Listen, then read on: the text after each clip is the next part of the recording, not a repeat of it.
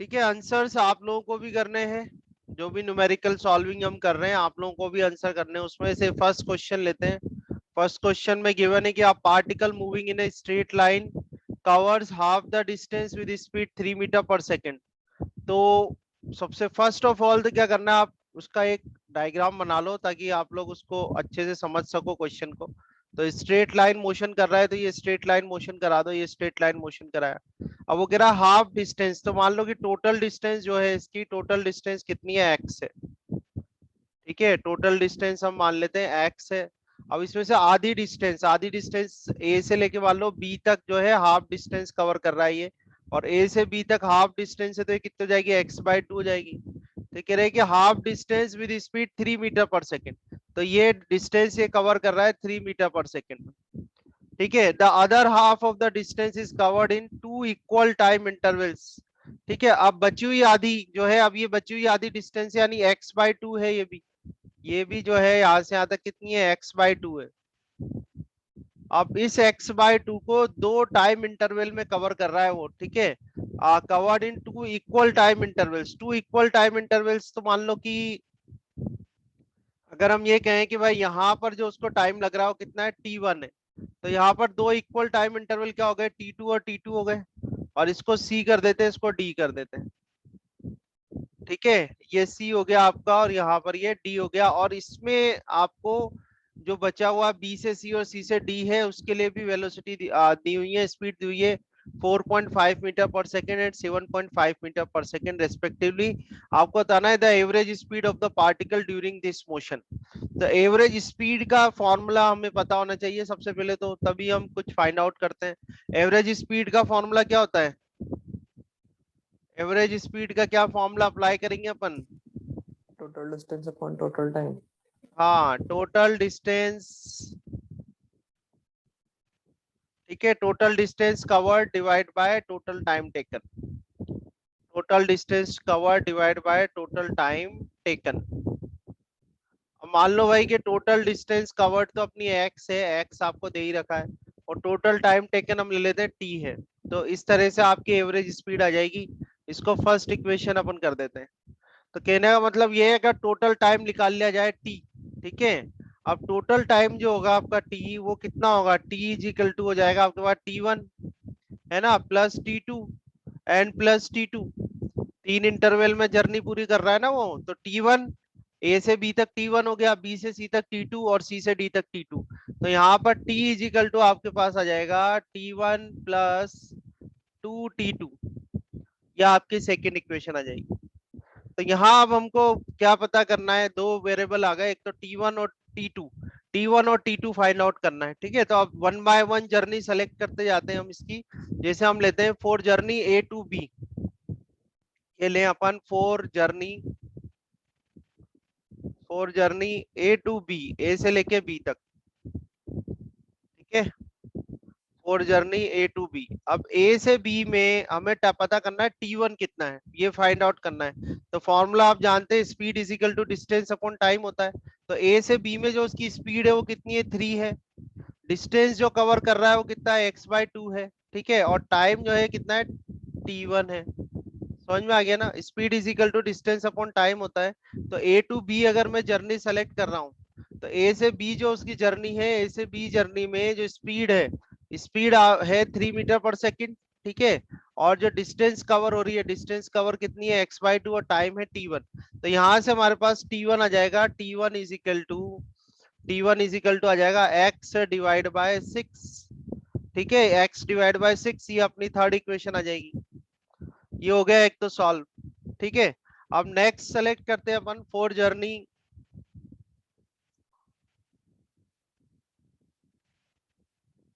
B to C, B से लेके सी तक, बी टू सी। ठीक है, अब बी टू सी में देखो हमें क्या गिवन है, हमें टाइम गिवन है और स्पीड गिवन है। बी टू सी में जो टाइम है वो कितना है, t2 है, और स्पीड जो है वो 4.5 मीटर पर सेकेंड है। ठीक है, ये कितना है, 4.5 मीटर पर सेकेंड है, और इसमें 7.5 मीटर पर सेकेंड है। टाइम कितना है, t2 है। तो देखो फॉर्मूला लगाते हैं। अच्छा, ये जो बची हुई डिस्टेंस है कितनी है, x/2 है, यानी कि हाफ तो इधर कवर हो गई x/2, और ये रिमेनिंग कितनी है, x/2 है। ठीक है, तो यहाँ फर्स्ट इसको सॉल्व करते हैं। अभी हमें ये पता नहीं है कि कितना इतने टाइम में कितनी डिस्टेंस कवर कर रहा है यहाँ पे, ये डिस्टेंस हमें नहीं पता है। ठीक है, तो देखो इसको कुछ डिनोट कर लेते हैं अपन यहाँ पे, है ना। हाँ, इसको कुछ डिनोट कर देते हैं, जैसे ये वाली जो डिस्टेंस है B2C वाली, तो speed is equal to distance upon time लगाएंगे, तो B2C में स्पीड कितनी है इसकी 4.5 है। ठीक है, स्पीड डिस्टेंस कितनी है, डिस्टेंस अपन BC लिख लेते हैं, और टाइम कितना लग रहा है इसको T2 लग रहा है। ठीक है, टाइम कितना लग रहा है यहाँ पे T2 लग रहा है। तो यहाँ से आपके पास BC इज इक्वल टू कितना आ जाएगा, BC इज इक्वल टू आ जाएगा 4.5। ठीक है, या हम इसको यूं कर सकते हैं कि यहाँ से हम निकाल लेते हैं T2 फाइंड आउट कर लेते हैं। ठीक है, तो T2 अपने पास कितना आ जाएगा, T2 इज इक्वल टू हो जाएगा BC, BC डिवाइड बाय 4.5 हो जाएगा। ठीक है, इस तरह से भी कर सकते हो आप, ये इधर कर देते हैं अपन यहाँ पे।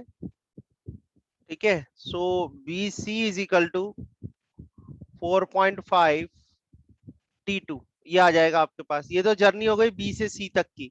ऐसे हम करते हैं कि for journey C to D, अब C से लेके D तक की जो जर्नी हो रही है उसको देख लेते हैं। तो C से लेके D तक, D में भी वही करेंगे अपन। स्पीड स्पीड कितनी है, 7.5 है, तो स्पीड 7.5 हो गई। डिस्टेंस हो जाएगी इसकी CD।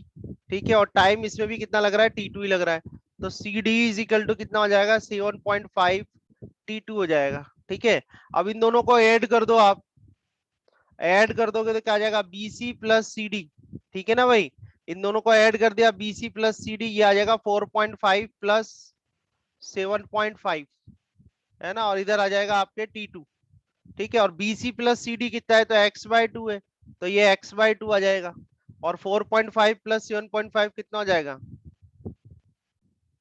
12 T2 हो जाएगा। ये 12 T2 हो गया, यानी कि यहाँ से आपके पास T2 इज इक्वल टू कितना आ जाएगा, T2 इज इक्वल टू आ जाएगा x डिवाइड बाय 24, और ये इक्वेशन में कर देता हूँ यहाँ पे फोर्थ।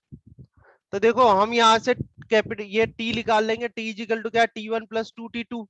ठीक है, ये t आ जाएगा, इस t को यहाँ प्लेस कर देंगे फर्स्ट इक्वेशन में, और इसमें फर्स्ट में रखते ही आपके पास वैल्यू आ जाएगी किसकी, एवरेज स्पीड की। ठीक है, तो चलो एवरेज स्पीड फाइंड आउट करते हैं इससे अपन। तो क्वेश्चन आपको समझना है, रटने की कोशिश मत करना, समझोगे तो जल्दी से सॉल्व हो जाएगा। ठीक है, और प्रॉब्लम भी नहीं आएगी। तो टोटल टाइम t निकाला जाए, तो टोटल टाइम t जो है सेकंड इक्वेशन से वो हो रहा है आपके पास T1 प्लस 2T2। ठीक है, तो T1 देखो अपने पास कितना है, T1 is how much, T1 is x/6, so T1 is x/6 plus twice of T2, T2 is x divide by 24, means ये हो जाएगा आपके पास 12। मीन्स यहाँ से अगर अपन 12 एलसीएम ले लें तो 6 2 12, तो 2x आ जाएगा प्लस x आ जाएगा, then it will be equal to 3x/12, और कर देते हैं इसको, तो ये बन जाएगा आपका x/4। तो ये कैपिटल T आ गया फ्रॉम इक्वेशन 1। इक्वेशन 1 देखते हैं अपन। इक्वेशन 1 में हमें चाहिए एवरेज स्पीड, इक्वेशन 1 से आ जाइए अपनी। तो एवरेज स्पीड जो है इक्वेशन 1 देखो अपनी क्या है, x डिवाइड बाय टी। ठीक है, तो x और डिवाइड बाय टी की वैल्यू रख दो x/4। ठीक है, इधर x से x कैंसिल हो जाएगा, तो एवरेज स्पीड जो आएगी आपकी, average speed will be 4 metre per second. Average speed कितनी आ जाएगी, 4 मीटर पर सेकेंड, यानी कौन सा ऑप्शन करेक्ट है आपका, first option is correct. Okay, so second question में है, the acceleration of a particle is increasing linearly with time. ठीक है, acceleration of a particle is increasing linearly with time. चलो ये एक फर्स्ट लाइन पढ़ते ये तो समझ में आ गया कि एक्सेलरेशन जो है वो प्रोपोर्शनल है टाइम के। क्वेश्चन में ही दे रखा है भाई उसने, टाइम इज BT, अच्छा BT दे रखा है, तो एक्सेलरेशन इज प्रोपोर्शनल टू, यहाँ दे रखा है acceleration is proportional to BT, या कह सकते हैं कि लीनियरली इंक्रीज हो रहा है, तो लीनियरली इंक्रीज हो रहा है। Acceleration is proportional to T आप लिखोगे, acceleration is proportional to T लिखोगे, प्रोपोर्शनल हटाओगे तो कांस्टेंट आ जाता है, तो कांस्टेंट इन्होंने खुद ने ही दे रखा है B है, तो ये आ जाएगा BT। तो ये आपकी फर्स्ट इक्वेशन आ गई। फर्स्ट लाइन आप पढ़ते ही आपका आ जाएगा कि the acceleration of a particle is increasing linearly with time T as BT, तो ये A is equal to BT कर दिया आपने। The particle starts from the origin with an initial velocity of v0। तो अब ये भी एक इंपॉर्टेंट बात है, तो स्टार्ट कर रहा है मतलब टाइम कितना होगा उसका, टाइम होगा t इक्वल टू 0 सेकेंड, ठीक है। और टाइम अपन t1 कर देते हैं, t1 कितना हो गया उसका, 0 सेकेंड हो गया। अच्छा, ओरिजिन से स्टार्ट कर रहा है तो डिस्टेंस जो इनिशियल पॉइंट भी उसका 0 ही होगा, तो x1 भी 0 मीटर हो गया। और उसकी जो वेलोसिटी है, वो वेलोसिटी जो है वो दे रखी है v0 मीटर अपॉन सेकेंड। ये इसकी इनिशियल कंडीशन है, जो क्वेश्चन है उसमें ये आपको इनिशियल कंडीशन दे रखी है, इनिशियल कंडीशन। क्वेश्चन बहुत आसान है, आपको समझना है बस, बहुत आसान है और मजेदार भी है। इसमें दे रखा है the acceleration of a particle is increasing linearly with time t as bt। तो हमने कर दिया a is equal to bt linearly, या आप चाहो तो a प्रोपोर्शनल टू t लिखो, प्रोपोर्शनल हटाओ तो कांस्टेंट जो है b लगा देना, b दे रखा है इसने तो a is equal to bt आ गया। The particle starts from origin, origin से स्टार्ट कर रहा है तो मतलब x1 जो डिस्टेंस या पोजीशन की बात कर लो तो 0 मीटर होगा, स्टार्ट ही कर रहा है तो टाइम ऑब्वियसली 0 सेकंड ही होगा। और यहाँ पर जो उसकी इनिशियल वेलोसिटी है वो दे रखा है v0, ठीक है। द डिस्टेंस, ये आपको बताना है, the distance travelled by the particle, the distance travelled by the particle in time t will be, आपको बताना है डिस्टेंस कितनी होगी उसकी, डिस्टेंस कितनी होगी, ठीक है। तो डिस्टेंस कितनी कवर करेगा वो t टाइम में, ये हमको बताना है, ठीक है। तो अब भाई डिस्टेंस निकाले कैसे इससे, अच्छा डी ऑप्शन आ रहा है, अभी देख लेते हैं। वेरी गुड, ट्राई करा आपने, बहुत अच्छी बात है, ठीक है। तो देखो भाई, एक्सेलरेशन आपको दे रखा है, acceleration is equal to B t दे रखा है आपको, ठीक है। आपको पता होना चाहिए कि एक्सेलरेशन इज इक्वल टू, अरे अभी न्यूटन व्यूटन नहीं आएगा इसमें, ये काइनेमेटिक्स पढ़ रहे हो आप, काइनेमेटिक्स में फोर्स नहीं आता है, ठीक है। एक्सेलरेशन क्या होता है, change in velocity with respect to time, ठीक है। एक्सेलरेशन इज इक्वल टू होता है change in velocity with respect to time, ये फॉर्मूला मैं बता रहा हूँ आपको। तो acceleration is equal to change in velocity with respect to time कर दोगे आप, ठीक है। तो ये इधर आ गया आपके पास bt आ गया, ठीक है। इस इक्वेशन को आप लिख सकते हो dv is equal to bt और dt, ये आ गया, ये इक्वेशन आपके पास बनी। अब हम क्या करते हैं, आपने इंटीग्रेशन डिफरेंशिएशन जो है, इंटीग्रेशन डिफरेंशिएशन लर्न करा होगा बेसिक मैथमेटिक्स में, और जितना भी सीखा है और भी पूछना चाहो तो आप यहाँ हमसे पूछ सकते हो, मैं आपको बताऊंगा बिल्कुल।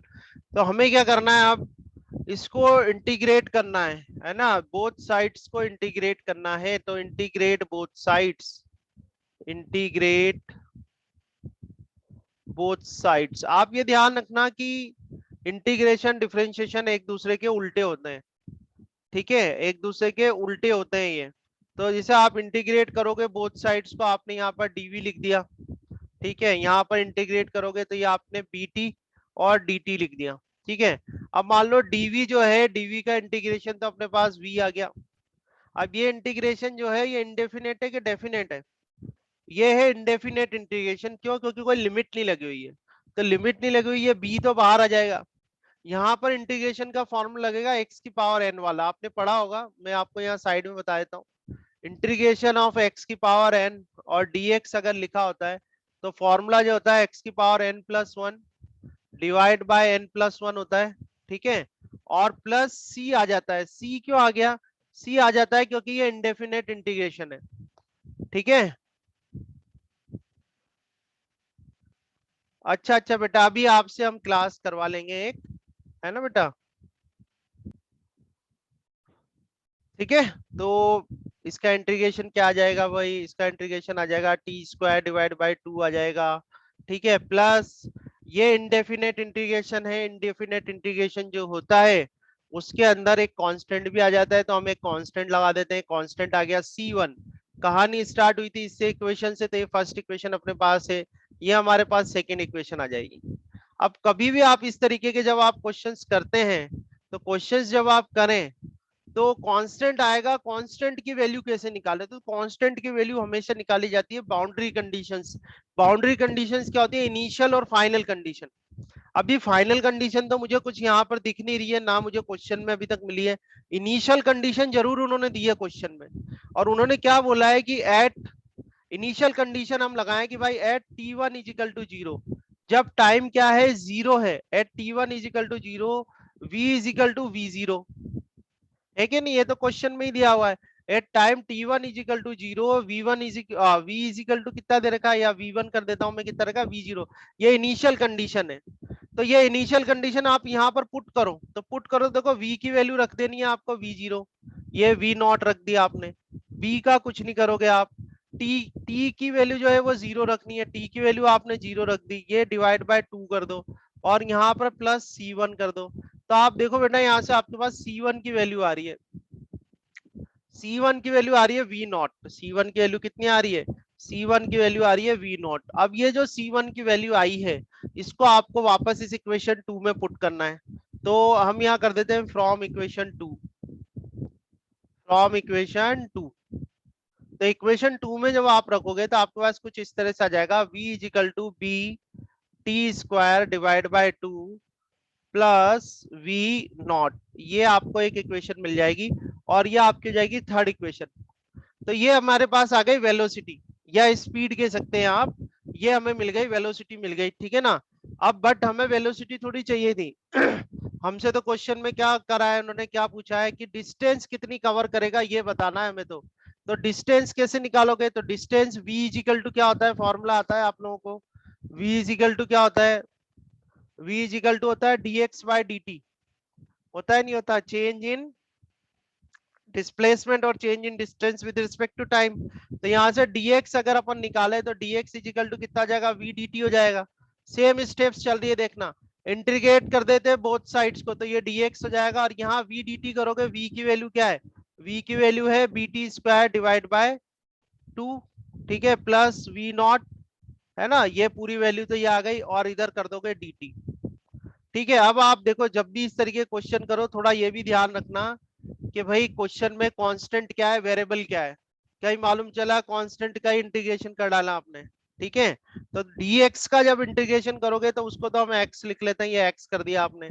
यहाँ पर देखो इंटीग्रेशन करोगे आप, इंटीग्रेशन करोगे तो ये बी टी स्क्वायर बाय 2 है, तो ये b बाय 2 को तो अलग करो, और ये टी स्क्वायर कर दो, और ये dt कर दो। तो t तो क्या है, वेरिएबल है, t का तो इंटीग्रेशन होगा यहाँ पे, और प्लस ये आ गया आपका v नॉट, और ये हो गया dt। तो देखो इंटीग्रेशन आपने जितनी प्रैक्टिस करी बहुत अच्छी बात है, b बाय 2 तो बाहर आ जाएगा, और टी स्क्वायर का ये फॉर्मूला लगा देने, फॉर्मूला मैंने बताया हुआ है, x की power n+1 divide by n+1, समझ रहे हो? तो x यहाँ पर अब पावर कितनी है, 2 है, तो 2+1 कितना हो जाएगा, 3 हो जाएगा, तो ये आ जाएगा टी क्यूब डिवाइड बाय 3 आ जाएगा, ठीक है, प्लस v नॉट क्या है, कांस्टेंट है, तो v नॉट बाहर आ जाएगा, और 1 dt का जो इंटीग्रेशन है वो हो जाएगा t, और एक क्योंकि इंडेफिनेट है तो एक और कांस्टेंट आ जाएगा c2। ये समझ में आया नहीं आया? एंजल सॉल्व करा है आपने क्वेश्चन, ये सॉल्व करा है, और करा है तो बहुत अच्छी बात है ना? तो अब Yes, sir. वापस, हाँ बहुत अच्छी बात है बेटा, आपने सॉल्व किया है तो, है ना, वेरी गुड। सो ये इंटीग्रेशन हुआ अपना, आई होप इंटीग्रेशन की प्रैक्टिस आपने की है, नहीं की तो मुझे मैसेज कर देना, एक क्लास में उसमें भी ले लूंगा, है ना? तो ये वैल्यू आ गई, पर अब इसमें C2 को हटाना है अपन को, तो C2 कैसे हटेगा, C2 वापिस हटेगा बाउंड्री कंडीशन से, तो बाउंड्री कंडीशन लगाई जाए, तो अब बाउंड्री कंडीशन क्या लगाओगे बेटा आप, अब बाउंड्री कंडीशन लगाओगे at t1 is equal to 0 second, x1 is equal to how much, x1 is equal to 0 metre, देखें क्या भाई, देखो ये रही यहाँ पर बाउंड्री कंडीशन दे रखी है ना, t1 इज इक्वल टू 0 पे x1 कितना है, 0, वो क्वेश्चन में ही दे रखा था आपको। तो यहाँ पर कर दो आप, x की वैल्यू 0 कर दो, x की वैल्यू आपने 0 कर दी, ठीक है, इंक चेंज कर लेते हैं ताकि आपको थोड़ा डिफरेंस दिखता रहे। तो x की वैल्यू तो आप 0 कर दो, यहाँ पर ये t0 करोगे तो ये भी 0 हो गया, प्लस ये भी t0 होगा तो ये भी 0 हो जाएगा, और प्लस c3, तो यहाँ से c3 आपके पास कितना आ रहा है बेटा, 0 आ रहा है, और c3 0, c3 की c2 है ना, ठीक है, ये C2 था अपना कांस्टेंट, 3 तक तो अभी अपन पहुंचे ही नहीं है ना, तो ये आ गया आपके पास C2, तो ये C2 क्या है, 0 आ गया, अब C2 0 आ गया तो x देख लो आप कितना आ रहा है, x आ रहा है आपका 1/6, ठीक है भाई, 1/6 BT क्यूब, और प्लस V0T, है कि नहीं? तो देखें अगर ये कोई आंसर अपन को मिल रहा है क्या, है ना, x is equal to 1/6 BT cube plus V0T, कोई सा आंसर है क्या भाई इसमें? 1/6 BT क्यूब प्लस V0T, तो D तो नहीं आ रहा पर C जरूर आ रहा है। ठीक है, तो ये आपका आंसर बनेगा। एंजल ने सही आंसर कराया बिल्कुल।